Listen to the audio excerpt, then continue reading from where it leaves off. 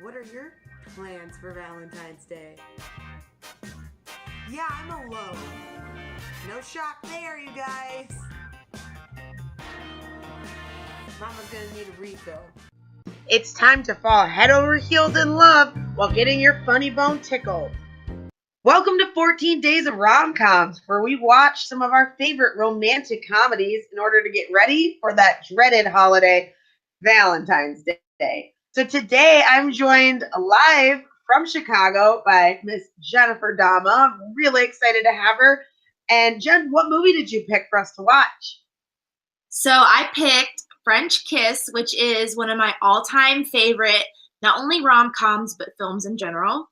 It is an international rom-com with Meg Ryan and Kevin Kline. Of course, as you all know, as rom-com connoisseurs, Meg Ryan was America's sweetheart throughout the 90s. And honestly, I feel like this is one of her many rom-coms that didn't get the notoriety it deserved, and it's probably like one of her best of all time.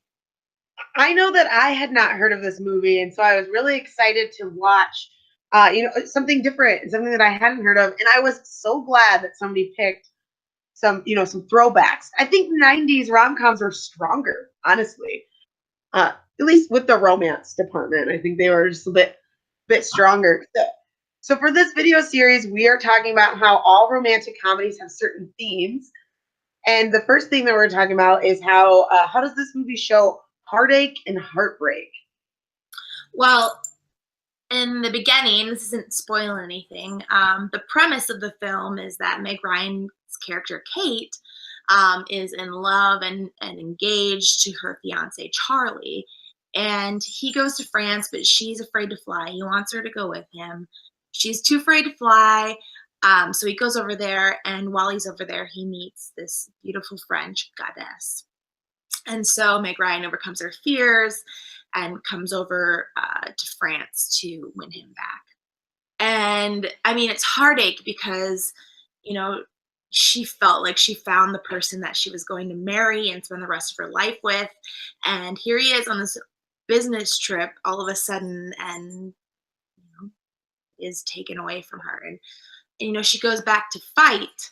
But gosh, it's really heartbreaking, especially because she's originally American and she is trying to get Canadian citizenship to be with him. So she's completely changing who she was her whole life growing up to be with this particular guy who just leaves her on a whim.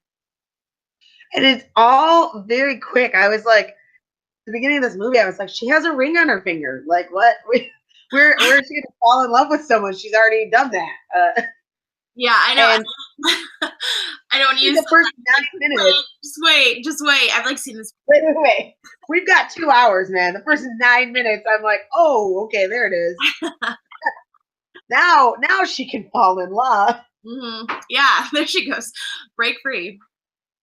So when we're going through heartache, we go and turn to the people who support us. So how does this movie showcase friend support? Well, it's interesting because it really seems that Kate, throughout her life, sort of isolated herself. So the only people she has as support is her fiance's family. And now her fiance's gone, rogue on her. So she calls her future, now former sister-in-law and her family as support. But it's not until she connects with Luc that she is able to find a true partner in this. And he's not maybe the best support. No. He has ulterior motives throughout the whole movie. And that's actually what kind of pairs them together. It's not a romantic meet cute. At first, it's just kind of like a chance opportunity that then turns into romance, which brings us to the last theme. How does this movie show romance? Yeah. Well, first of all, I have to say they weren't like you said, they weren't originally friends per se, and he annoyed the crap out of her. And I feel like, because I've watched this movie as a child, and I feel like this is what really has screwed me up, is because I'm like, oh, I just love someone who really frustrates me. We're trained young to just deal with it. Thanks, Mom and Dad. This is a screwdriver. whatever. Anyway. But it does show romance because Kate was able to get over her fears, and through her friendship with Luke, she was able to find herself, and then both find herself and now be fully, like, as Charlie said in the film, it's like a light turned on in you. And I wish I was the one who was able to turn on that light. And Luke, her relationship with Luke helped turn on that light. But ultimately, she turned on that light. She realized she didn't need this crap from Charlie. And her friendship with Luke gave her some empowerment. And, whatever he gave to her, she gave back just as equally. And I really love that sort of friendship and dynamic that then elevated to a true romantic love. And I love that dynamic.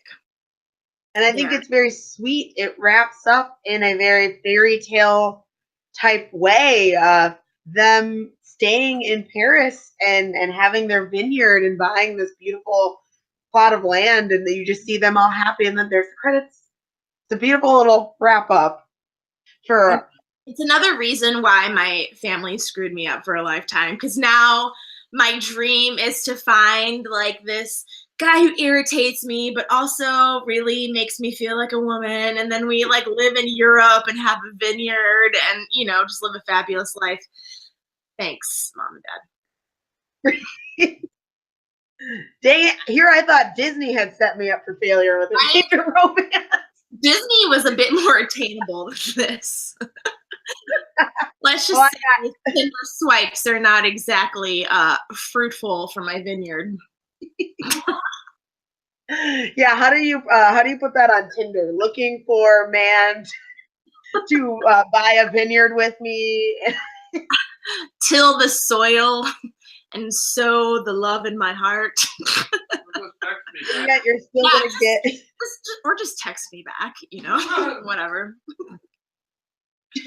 Just say the word, I want you, right? Oh my God. So that is my favorite line in the film, which is full of so many quotable lines. My family grew up quoting this movie so much. Like, all you bastards know each other, you make my ass twitch. But it is the very end. So throughout the movie, Luke coaches Kate to get Charlie back. And so he's always saying, I want you to do this. I want you to do this. And at the very end of the movie, he like gets on the plane with her and he goes, I want you. And she goes to him, you want me? Like waiting to figure out what the advice is. He says, that's it. I want you. Oh, tears. Every just time. Down my face. Every freaking time it kills me and brings me life. And that is romance right there, ladies and gentlemen. That simple, simple word. Well, thank you so much, Jen, for being a part of this. This is so fun. Thanks. And I hope that this helped everyone get ready for Valentine's Day. I hope so. Just try to find a website where you can stream this film. It's very difficult to find. But Ashley made it happen. Oh, those classics, man. Somebody's putting them up there. That's a classic. It's true. Well, happy Valentine's Day, lady. Thank you. You as well.